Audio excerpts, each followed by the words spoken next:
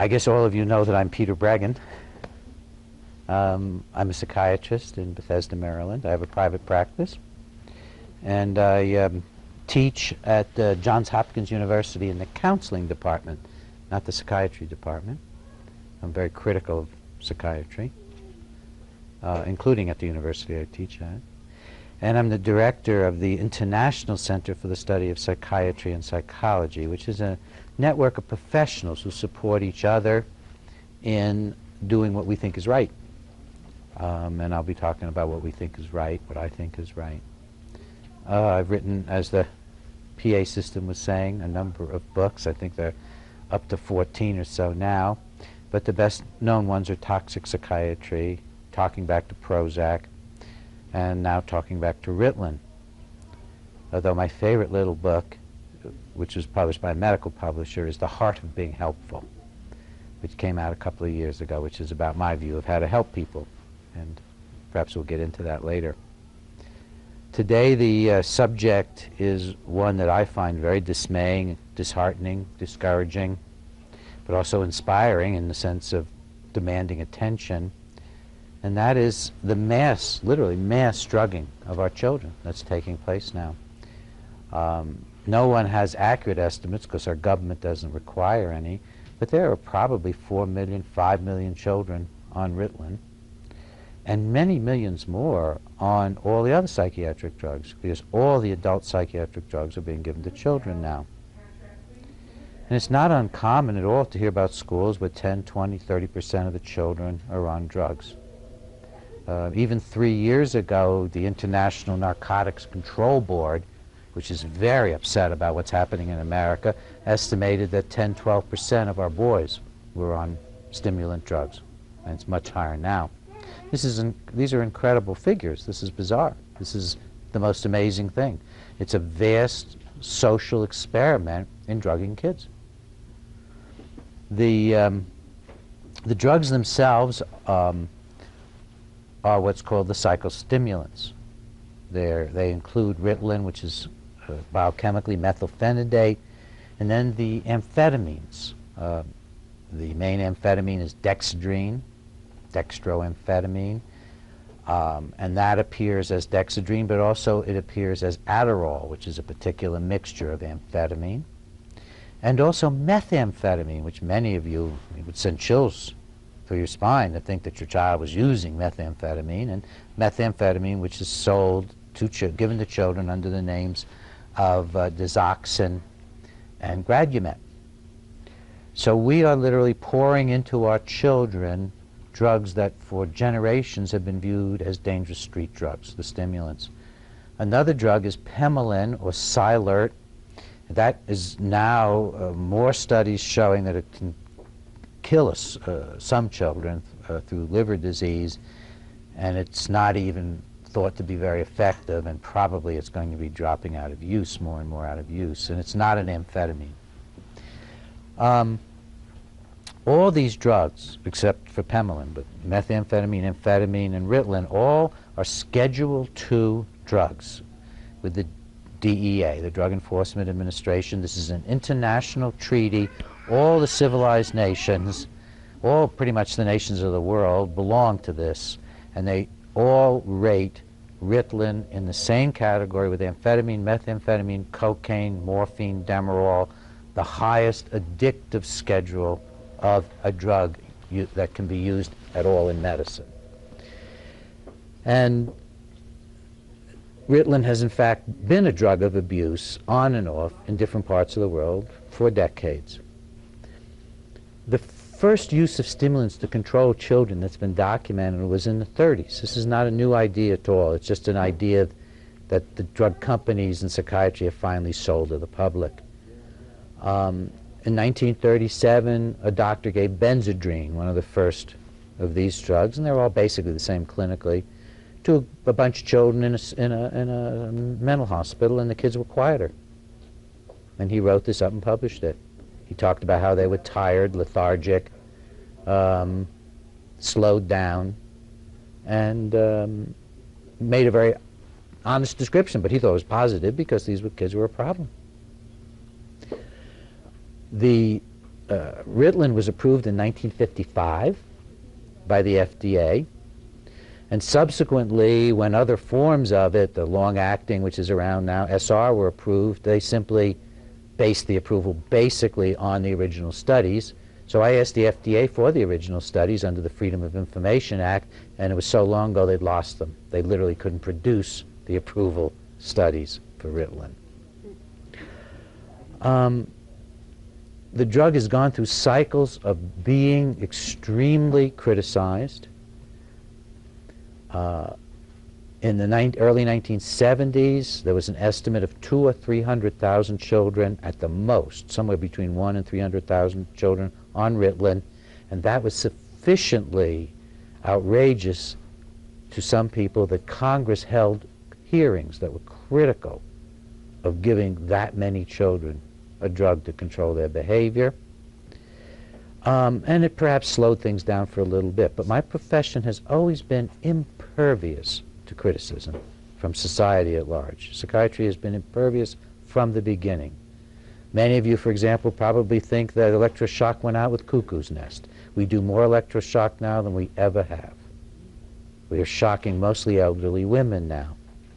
Many of you may think that lobotomy was given up voluntarily by the profession. In fact, it still goes on, and the only reason we don't have a huge amount of lobotomy is that I took several years out of my life in the 70s. That's how I got into reform work. I got so outraged at lobotomy coming back, and they were doing lobotomies on hyperactive children, and I was just outraged. And I conducted an international campaign. That's how my center got formed. And a number of the children were black children, so I have two black congressmen, Dellums from California on my board and Stokes from Cleveland. We've grown old together. They're retiring. I'm not. Psychiatry has only responded to force in terms of containing its biological ambitions, its ambitions to drug, to shock, to lobotomize. I say this as a psychiatrist. It's embarrassing to say, and it's simply true. The current tremendous escalation in the use of these drugs has absolutely nothing to do with science.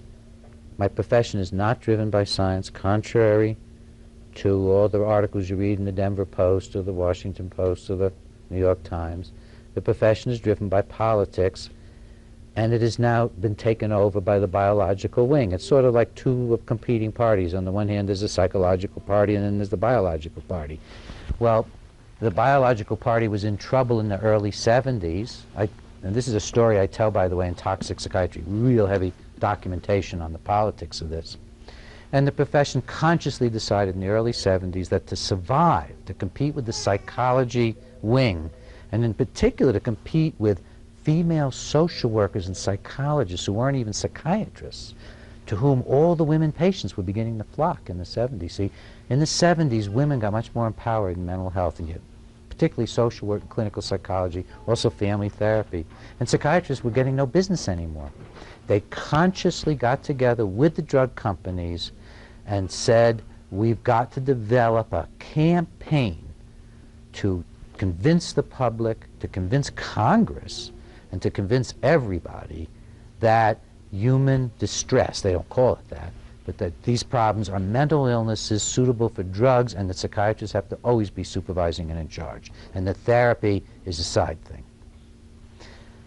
And what they did was begin to take money to finance all the journals. All the journals are now financed by drug companies, not just through ads. They'll finance sending the journals free to the doctors. 90% of the research is financed by the drug companies. All of the major conferences that are held every year are financed by the drug companies. Money is given just outright to the national associations. A number of years ago, when President Bush went to Japan, turned out he vomited on the premier of Japan, and it came out that he had taken Halcyon, a sleeping pill, to regulate his sleep on the airplane. And the question was raised in the New York Times, why was our president getting a pill, Halcyon, that was banned in England for causing, and remember, this is our president going abroad on a mission, banned in England for memory loss, paranoia, and depression. Raised that, why is this happening? So I wrote to the New York Times and I said, consider the fact that the maker of this drug just gave $1.5 million cash, no strings attached, to the American Psychiatric Association. Just gave them this money. Well, they published the letter. This so upset the Psychiatric Association that they made an astonishing confession. They said something in a letter that when I've said it to the press, they've said I'm a conspiracy theorist. They wrote in the letter, Breggin is really off base. We have a partnership with the drug companies. An ethical, responsible partnership, openly in print. And that's the situation we're now in. The drug companies are partners with organized psychiatry, with its leadership. By the time your local pediatrician, psychiatrist, or neurologist hears a thing about a drug, it has been so filtered through that partnership that he or she hasn't the faintest idea what the drugs really do. It's totally filtered and controlled. And at every level, it's controlled, at every single level. It used to be that the FDA was a watchdog of sufficient strength that every year the drug companies fought against funding it, they didn't want it established, the AMA fought against it, didn't want it established. Now, the drug companies and the health providers take out ads to support, encouraging Congress to give more money to the FDA. That tells you that the watchdog is now a corporate pet. The growling days are over. In addition, a number of other factors have been coming into play that particularly come to bear on children. In the 60s, some of you are as old as I am, remember all the books that came out about reforming education, how our schools weren't meeting the needs of our children. There were national conferences, government-sponsored commissions, all of them concluding that the schools were not meeting the kids' needs. What came of school reform? Nothing. When the huge inflation hit in the 70s, when the economy got tight, it all went down the drain. Our schools got bigger, our teachers got dumber, the curriculums got more boring. And some of you may have noticed in the past year there have been multiple exposés about how our children don't read and they don't do math. Now, do we have an epidemic of reading disorders and math disorders? It's ridiculous. It's not what's going on. Another important thing that happened, of course, was that the family began to shift and change. In particular, men began to abandon their families in droves in every class and every race. So the more and more we have women trying to raise boys on their own, which is an extremely stressful and difficult situation. If I wanted to torture somebody, I'd make them a 25-year-old woman trying to raise a 5-year-old boy without a father around saying, knock it off, kid. I remember when my son Ben, who's an incredibly independent boy, he used to take advantage of his mother so much, and I said to him finally, I said, Ben, you have to listen to your mother the way you listen to me. And he said, but your voice is so much darker. And this is the truth. This is, I don't know whether it's biological or strictly cultural, but clearly men were built more to intimidate than women, are built that way. It's probably part of our function. But for whatever reason, it is extremely difficult, and especially in a society where little boys are taught from an early age to disrespect little girls and women alike. So you take these little boys who have not been taught to respect, and particularly not to respect anybody that's a girl or a woman, and then you don't even have a father raising them. Even if he's in the house, he's nowadays in my hometown of Bethesda, where all the men are there, or a lot of the men, not all, a lot of the men are there, but they're all busy working, making a lot of money, being lawyers, being whatever, doctors. So you have the family coming apart, the traditional family. You have the schools making no progress at all. Meanwhile, the children are becoming less and less respectful of authority in general. They get to see more and more videos and television where they're not, where, you know, nobody respects anybody, and where boys punch out girls all the time, men punch out women, and on and on. And you get them accustomed to high-tech entertainment. You get them accustomed to television, you get them accustomed to computers. And then you sit them in a 19th century classroom with 25, 30 children. And you wonder what the matter is. Why are they fidgeting? Why are they looking out the window? And you take away their breaks and you cut down on their lunch hours, you cut down on extracurricular, and you've got a dreadful situation. Now, this all comes together also with this incredibly successful campaign that has convinced adults that when they're unhappy, they have a biochemical imbalance. I don't want to get into this in great detail. I've written another book talking back to Prozac. Those of you who are familiar with my work know that you'll find more scientific references in one of my popular books than any 10 medical books combined. Quite literally. Quite literally. And maybe not. Maybe you could find one medical book that would have a half or a quarter. Maybe. Unlikely. At any rate, we're in a situation now in which probably the most successful marketing campaign in American history, maybe next to selling the car to the American public, is that they've been sold pills. These are products. They've been sold pills. And they've been sold them on the grounds that they need them. Just like you need a dishwasher, you need this, you need that. But how do you make somebody think they need pills? You have to tell them there's something the matter with them. So we have an ad campaign that says you have a biochemical imbalance. What's the substance? There is none. There is none. Not just a little bit, there's none. There's no evidence that human unhappiness is caused by biochemical imbalances. If it were true, then I mean, there's only two ways to look. There's two ways to look at how we got to be the way we are. It's either creationism or evolution.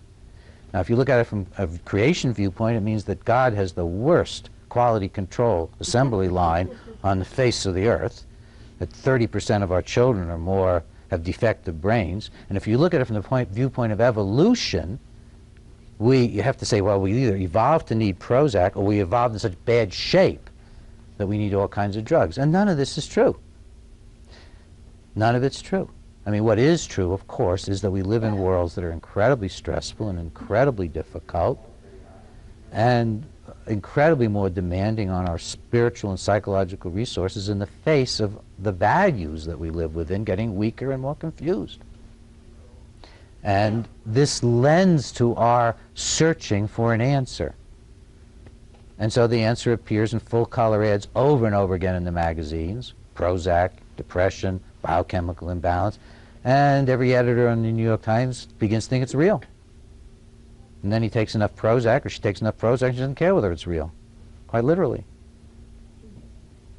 And this is the situation we're now in this country. We use 90% of the world's Ritalin. The International Narcotics Control Board considers that America has an epidemic of Ritalin abuse perpetrated by prescribing physicians. And it's not just the kids who are getting the Ritalin who are part of the disaster.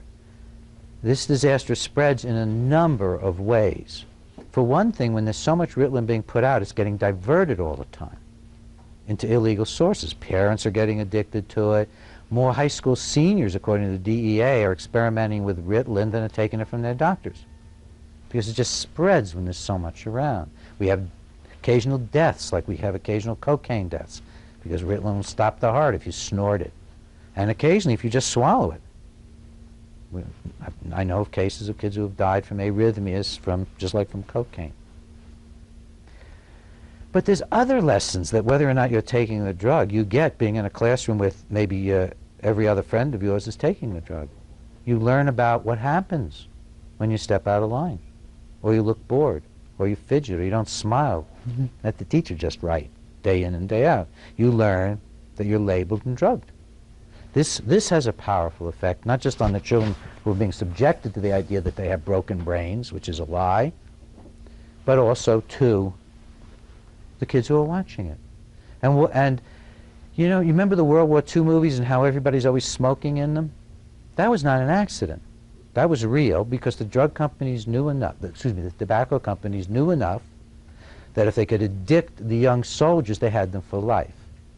So what's happening now that we're putting all these children on drugs? Why are the drug companies marketing so feverishly to children now? Because it's not just the children's market. It's a lifetime patient.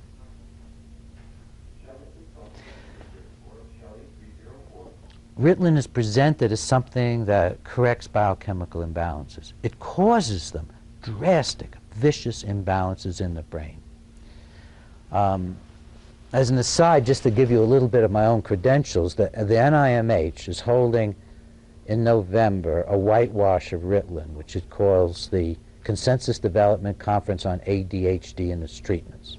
It's just a whitewash. They've just invited everybody they could think of who would support Ritalin, and then they have a panel who listens, objective panel, and then makes a conclusion, which will be spread throughout the press.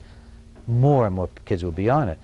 Well, the NIH, National Institutes of Health, oversees NIMH, and they looked at this conference and they said, this is so lopsided, so they have forced NIMH to have me as a medical scientific expert on adverse reactions of stimulants.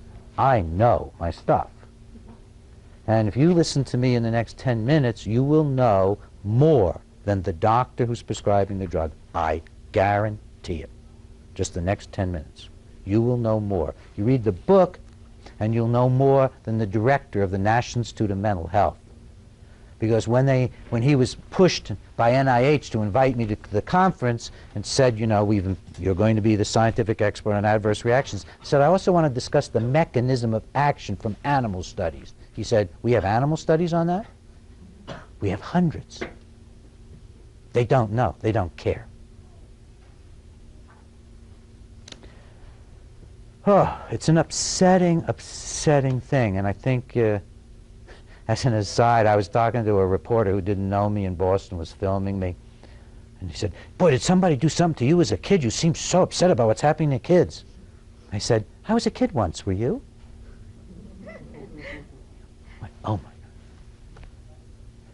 God. Ritalin and the amphetamines. We know basically first how the drugs affect behavior, why they work, and we basically know some of the worst of their adverse effects that we've at least been able to find. Could be many more we can't find. All of the stimulant drugs stimulate, in fact, 3 neurotransmitter systems in the brain that we know of. Now, there are hundreds of neurotransmitter systems. Many we haven't identified. The brain is totally beyond our comprehension at the present time. But we do know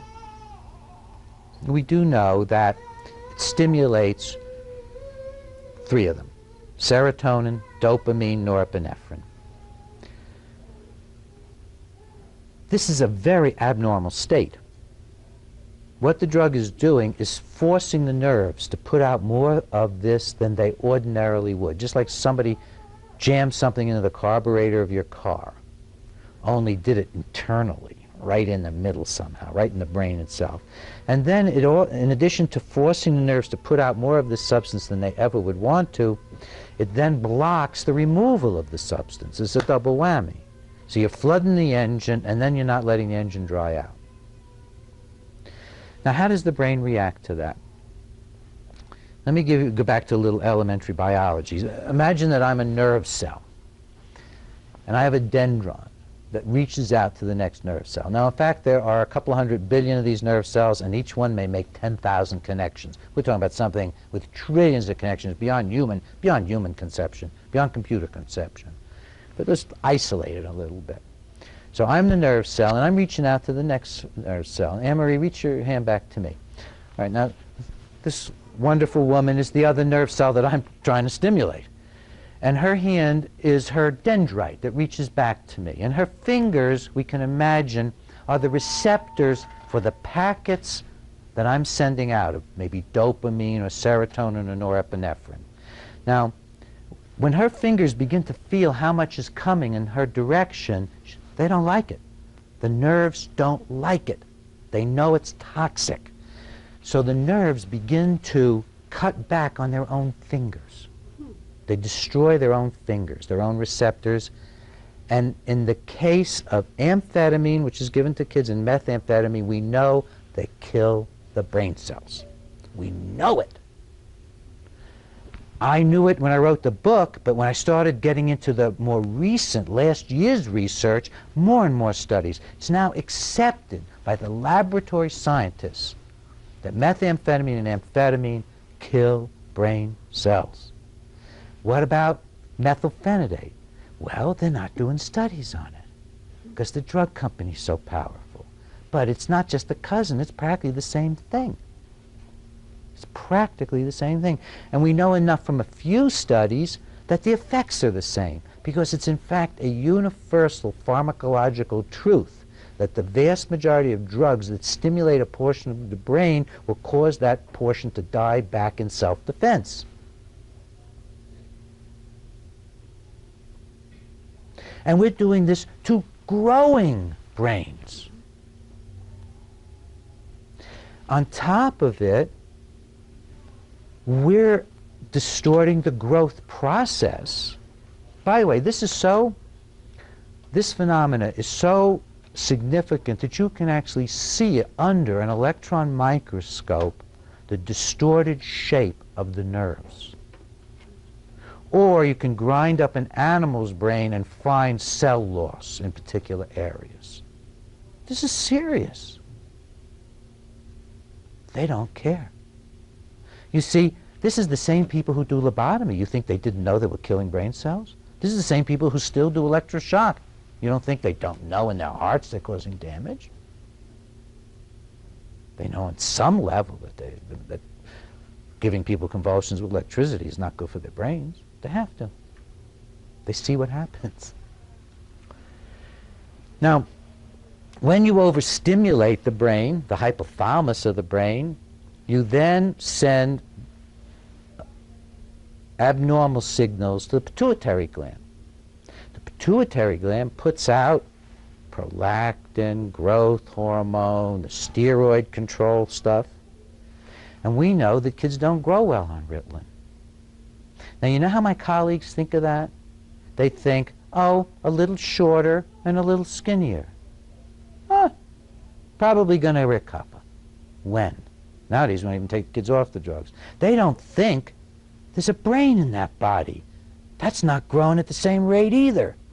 And God knows what's happening to it when there's a disruption of this growth hormone cycle. Now, we've measured this.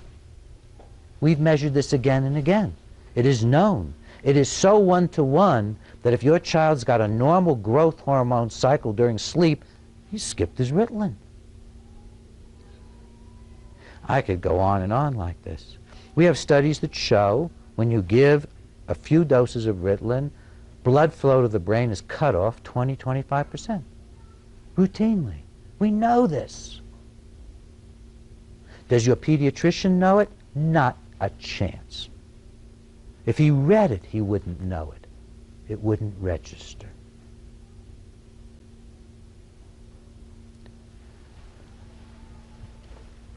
Moving on to how the drug works. Anything that damages brain function tends to make people more docile. Do you know that for all the kids that we're giving Ritalin so they'll sit still in school, there's probably 2 other kids smoking dope to try to do the same thing, to make it through the day, or drinking to make it through the day? Almost any toxic agent lets people get through the day. But Ritalin and stimulants are particularly interesting. And here we have this whole bunch of animal research, which again, so help me God, the guy at NIMH who's in charge of child pathology had never heard of, and is in charge of this conference had never heard of. And the studies on animals show universally what the drugs do to all children and animals. It has nothing to do with whether you have a disorder. That would be like saying when you saw a drunk on the street, why, he must be susceptible to alcohol. It's nonsense. Drugs affect everybody the same way, basically, accounting for normal human variation, which is, of course, fairly wide, but they basically affect you the same way, whether you are hyperactive, underactive, mean, nice, nasty, whatever. Drugs affect your brain, the machine, in a certain way. It doesn't matter whether you have ADHD or not. And, of course, and this they do know, the experts. They're not going to tell you this, but this they know. This is in all the textbooks. So we can see what happens to a rat, and we can know what effect these drugs have on behavior. First, let's think about what a rat's like. Some people own pet rats. Ever owned a pet rat? They're really sweet. They're very active. They're very inquisitive. They're very friendly. They socialize. They explore. In fact, all creatures, all of God's creatures of any complexity are full of trouble. They're always looking, smelling, trying to get out, not wanting to be caged in. And if they are youngins, they're all driving their parents crazy. And we all watch the Discovery Channel enough to know that mama bears just have to whack their little ones and push them aside once in a while. They never hurt them, but they got to do, I don't mean whack them, but they all got to try to control the rambunctiousness of play. This is about all young. And we used to think it was about children. There's no society, pre-industrial society, there's no so-called primitive society that ever assumed that its children should get up in the morning, move to the center of camp and sit there all day long while one boring tribesperson taught them about the woods, the birds, and the trees. They let the kids loose and had them taught by a lot of people. This is unheard of to expect this of children. So what happens? Now that I've told you what rats are like, that they're like puppies. What happens if you give a puppy Ritalin? It has two effects. First, it stops all spontaneous behavior. It knocks out exploration, novelty seeking, no matter how you define it. And the animal people have all kinds of ways of defining it. It knocks out spontaneous behavior. But then it does something very curious, perhaps by its effect on the dopamine nerves, and there's a huge nerve center in the brain that to some extent has an effect on compulsive activity. By overstimulating that center, it makes the animals compulsive. And the language is interesting. They call it stereotypical behavior. Instead of exploring, they just look at their paws or chew the bars. They don't even pace around the cage anymore. Instead, they stay in one corner and move back and forth. The behavior becomes what they literally will call in the animal literature meaningless, robotic, over-focused, obsessive-compulsive. It makes a good caged animal. We are making good caged children. Absolutely no question about it, at the risk of their brains.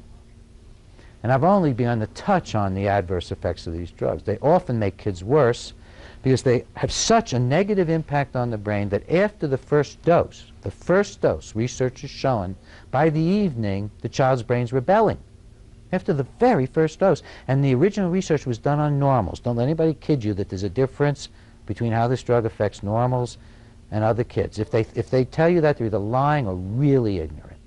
Nobody thinks that anymore. It's a PR thing. Oh, it just affects ADHD kids. It's a PR thing. So that by the evening, the odds are your child may be worse because the brain's rebounding. So what's the doctor going to do? Well, after a few months, you'll have him on Klonopin or some sedative at night, or maybe another dose of Ritalin. Then the kid won't sleep. Interestingly enough, there aren't 5 studies in the 10,000 in the literature that ask children how they feel. What does that tell you? The studies that do indicate first that the children lie to the doctors. Of course they do. They tell them what the doctors want to hear. And second, that even though they're lying to the doctors, you can still tell that they basically are made uncomfortable by it. This is not a nice experience, unless you want to become a speed freak. Up your dose and keep yourself going. By the way, all this was known not just from animal studies, but from studies of Ritalin addiction, which now those studies are 30 years old. What happens to people who become addicted to Ritalin, amphetamine, and methamphetamine is they begin to do compulsive, stupid behavior endlessly. For example, they wash a car all day. One of the studies I'll be citing at my NIH conference found that more than half the kids became compulsive when you really look at what's happening to them in an ordinary clinical trial. And the kids would do things like finally rake the leaves. Hey! Well, the kid's out there raking the leaves for 5 hours. Then he's sitting on the ground catching the leaves. It develops self-defeating, meaningless behavior. Now, it's a continuum. If it's just a little self-defeating, a little docile, a little robotic, that's called good school behavior. When it gets extreme, they call it an adverse drug reaction. But it's all adverse drug reaction. The whole thing from start to finish. The drug is not improving the brain. It's one giant adverse drug reaction. But because it makes children docile, compliant, flattens spontaneous behavior, and makes them willing to do rote, compulsive behaviors, we consider it an improvement. Now, I'm not blaming parents. There isn't a parent in the world, unless they've heard me, who has heard this. And by the way, you know, the Ritalin book, I document all of this, and I've got even more, because I put a research assistant on research in the last 2 years now, and we've got a ton more of animal research now, confirming the brain damage and confirming the behavioral stuff.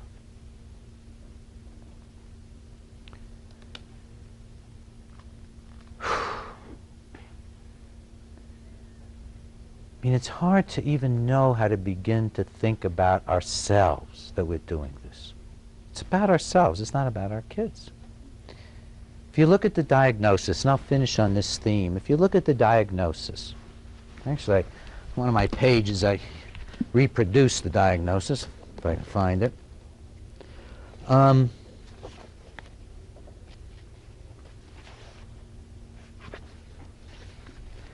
to help me find it? See? Here we are. 121 or 216? 143.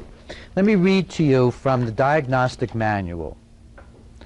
Because what you're going to see is that this diagnosis, I'm going to do it without my glasses so my nose will be in the book for a minute, but what you'll see from this is that this has actually been developed over several decades as a list of things that teachers find annoying. Now, if you think, you're going to think I'm joking, you're going to think I exaggerate. Now I'll read you the list. There are 3 different lists. One is for inattention, one is for hyperactivity, and one is for impulsivity. Those are the 3 basic breakdowns. And they go in order of what's called power. The first symptom listed is the one that's considered the most proven diagnostic symptom. Under inattention, I'll go in the order. Inattention, this is number 1. This is the power. This is the disease. Often fails to give close attention to details or makes careless mistakes in schoolwork, work, or other activities. That's the disease.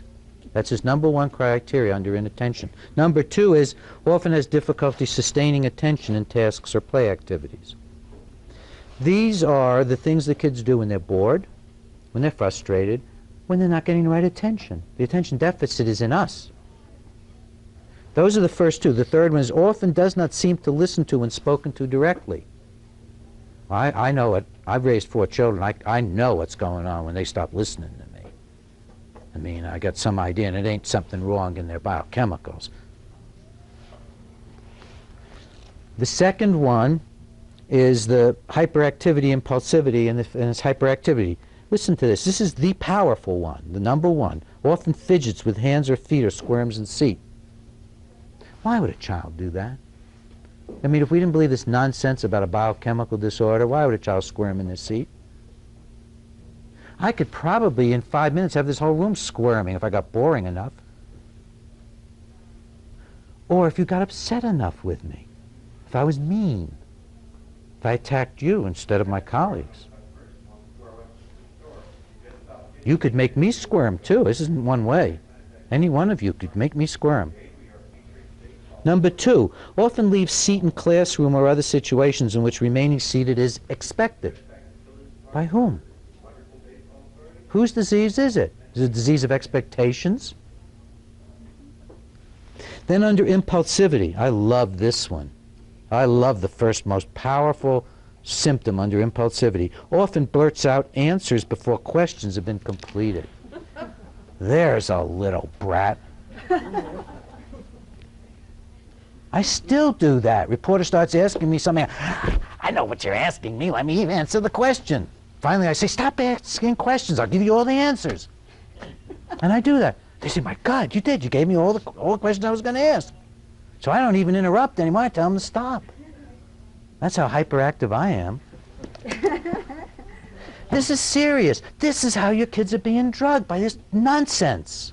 This is a list made out by a bunch of guys who sat down and figured out the behaviors that you need to control to make kids into robots in class. Then it got spread to home life, too. Now, all these things are normal. But what happens if you have a child who's really out of control? I had a little girl in my office the other day who was so out of control that even I had trouble calming her down. I can tell you that with this one exception, every child who's ever walked into my office and has been claimed to be hyperactive and out of control has within 3 minutes thought it was the greatest thing in the world to hang out with me, and we have a great time. I mean, it's just, people here are nodding. We've all been through the same experience. It's so common they put it in the diagnostic manual. Don't be fooled if the child isn't hyperactive with you. Now, can you imagine that? Imagine that. Okay, we got a diagnosis, brain tumor. Don't be fooled if the tumor's not there when you're with the person. Multiple sclerosis. Don't be fooled if the person's fine when they're with you. It's bizarre. It takes the full authority of billions of dollars and doctors who are distorted in their thinking to sell that you can have a disease that only comes out with people who are boring. Or people who've lost control of their children. God knows I lost control of all of mine. Now they're all out of control, gone on their ways. Not a one of them is exactly what I'd hoped. Some of them are more than I'd hoped, and I mean, it's confusing. I thought that I'd raise these kids and then I'd give up these products and I'd know what they would look like and how it's not like that at all. It isn't like that at all. They just go and be themselves, for better or worse. And this is about not letting that happen. This diagnosis is about stopping that process, killing play, literally. This drug kills play, kills initiative, kills spunk. Most drugs do that. Many of you in this audience, or certainly many people, have seen their kids slowly get hooked on drugs. What happens? They lose the sparkle. It's the first thing that goes. And we're just hooking them on this drug. They lose their sparkle.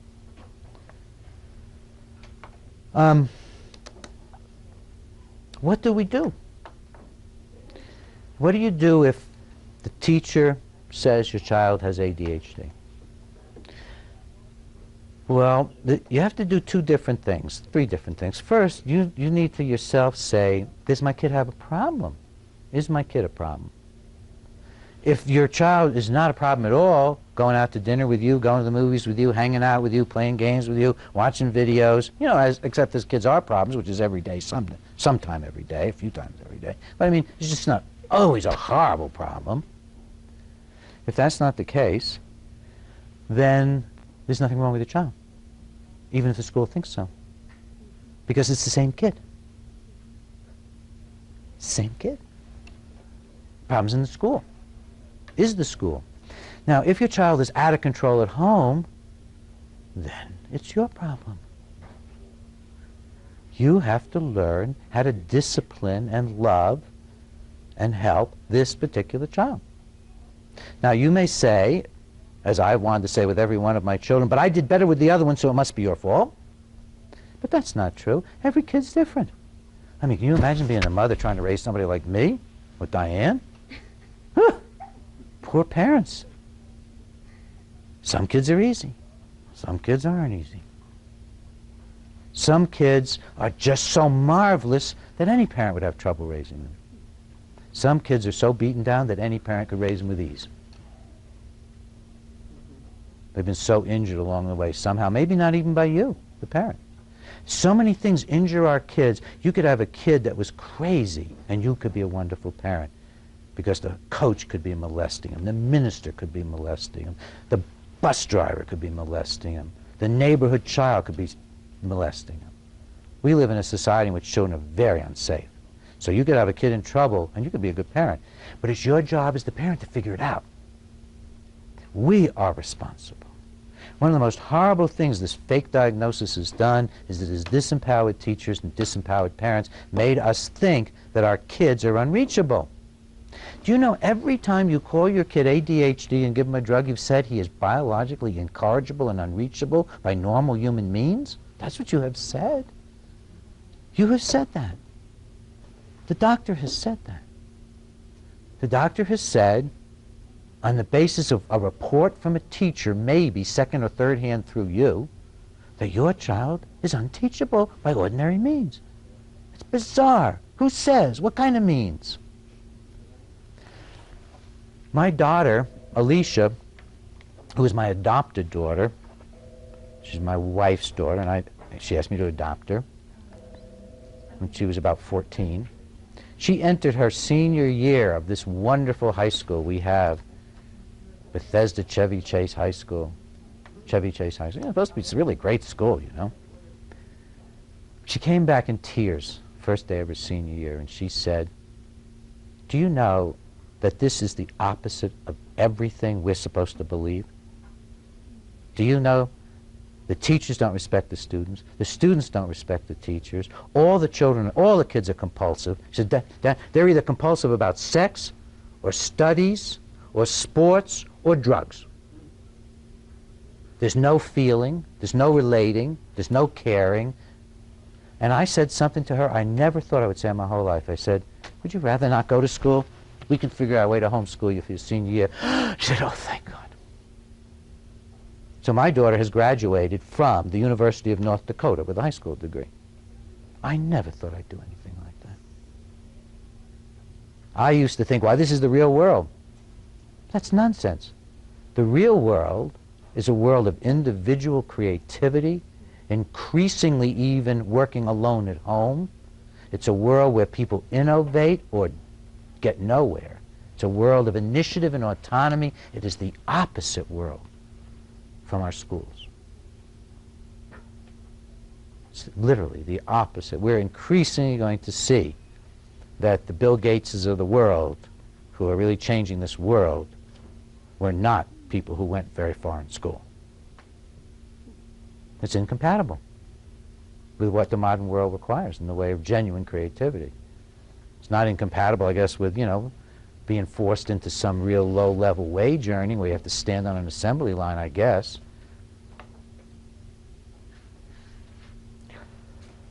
So what do you do as a parent? You size up the situation. If the problem, if your child is so out of control that there's a problem, then you just need parenting, education, and you need to review what could be going on in your kid's life. You need to really spend time.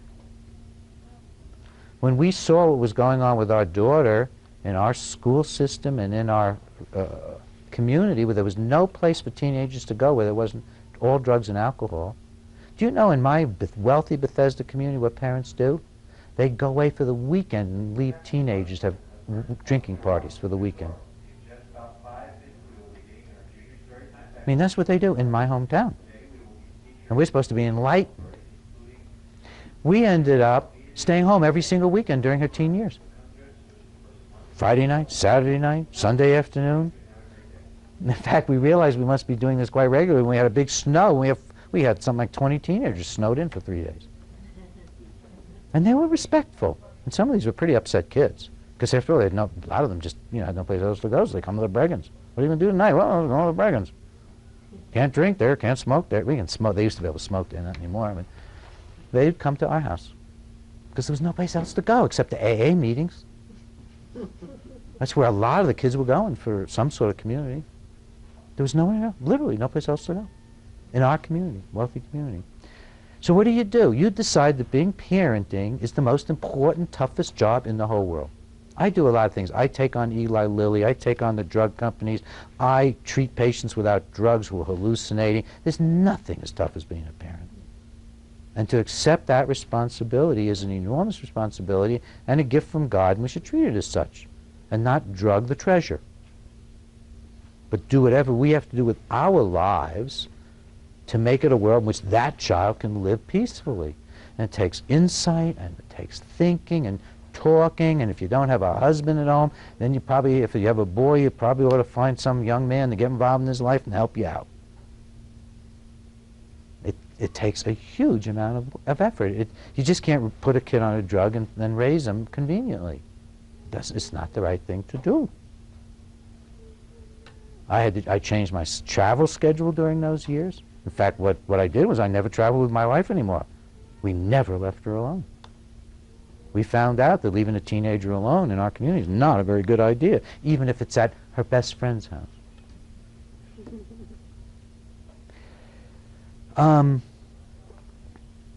My son Ben probably wouldn't mind my saying. They wanted to call Ben something, or ADHD. I think it was ADHD in school, public school he was going to. Well, we happened to be in an odd situation where we could go to one of two districts. So we went over to the next district, and it had a male teacher in the same grade. We went in and we said, this is what our kid Ben's doing in the other school. He said, sounds like a boy to me. Well, we brought Ben in the new school. He never had a problem of that kind. Kids all have problems. I have problems. Who doesn't have problems? But he never again had anybody wanting to diagnose him. He's the boy who said, you know, Dad, your voice is darker. He needed a guy at that age. That was all. But instead of figuring out what the needs of our children are, we're drugging them. And the needs of a child labeled ADHD could be anything, because it's not a disease. It literally could be the child is superior intelligence and bored, the child doesn't have the capabilities for the grade and is frustrated. It could be either extreme. It could be that the child has a tremendous amount of energy and should never in his entire life ever have to sit bored in a room of 30. It makes me crazy to sit in a room unless it's exciting with other people. I mean, if I'm not leading it, it better be exciting. 'Cause, I mean, I can't stand it. And it makes, I just start looking, you know. I don't know what to do with myself, sitting in a group with nothing interesting happening. I hated school. I was great at it. I didn't enjoy it till I got to college. It could be anything. Rarely is it going to be a disease, but if it is, your psychiatrist and pediatrician will miss it because they're just doing a checklist. They're not even examining him. They're going to miss if he's got a brain tumor. They're going to miss if he's hypothyroid or got a head injury. And they're certainly going to miss it if the gym teacher's sexually abusing him. And so are you, because you got a checklist. That checklist is just a way of giving up being a parent or a teacher and drugging the kid who's showing a need for our attention. I mean, why would a kid be jumping up to interrupt, the #1 sign of impulsivity, unless he needed attention? Wanted to show you he was there. I mean, why would a kid not pay attention to what you were saying? Unless he couldn't bear it for some reason. Or whatever. I'm being simple-minded about it. It could be so many things, but it's not a disease. And it has much more to do with us than with the children. That's the key. It's about us. It would be like when I'm teaching at Hopkins, if, you know, 10% of my class got fidgety, so I diagnosed them. Instead of standing up and getting their attention. And let me tell you, teachers don't know any more than psychiatrists now. By the way, never, I'm making a blanket statement, unless you have some real reason to think I'm wrong about a particular doctor, never take a child to a physician for anything that has to do with the child's mental life or behavior. Physicians don't know anything about that. Being a pediatrician or a psychiatrist doesn't mean you love kids. Have you ever met a psychiatrist? You ever dated one? Ever tried to love one? It's not easy. We're a very injured group because we commit such terrible things on people. We diagnose them and drug them and shock them, and we all do it if you don't get through your training. They'll fire you if you don't do shock treatment. These are not the people who are going to help you with your children. You're do much better off looking for maybe a psychologist or a counselor, family therapist, a minister, a neighbor, a friend, somebody who's raised 5 kids and you think their kids are doing well. Spend a little time with them. There's no reason to think your pediatrician is anything but an axe murderer. There's no reason. How do you know your pediatrician is one of the world's worst abusers? There's no reason. The medical license conveys nothing in the way of a loving knowledge of humanity on a person. To bring a child to a pediatrician to find out if he should have Ritalin, it would be like, you know, taking royalty to Robespierre to see if they should have their heads come off. Is that too abstract? A little bit. But that's what it's like. We're in charge. We have to figure out what our kids need. We have to do it. And we shouldn't be disempowered by people like me, by medical doctors in this process. And it may be that a child will need a private school, but then you got to pick that carefully, or homeschooling, or a combination. But don't let them pour toxins into your child's brain during the growth years. You're going to be fighting your child doing it to themselves when they're 17. Why haven't started when they're 5? Same drugs? They are the same drugs.